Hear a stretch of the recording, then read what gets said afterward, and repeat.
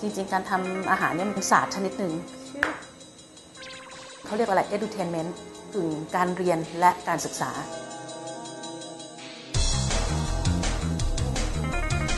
เลเชฟเป็นโรงเรียนที่สอนทำอาหารสำหรับทุกคนในครอบครัวในความเชื่อมีความเชื่อว่ามันคือทุกสิ่งทุกอย่างคำว่าองค์ทศน์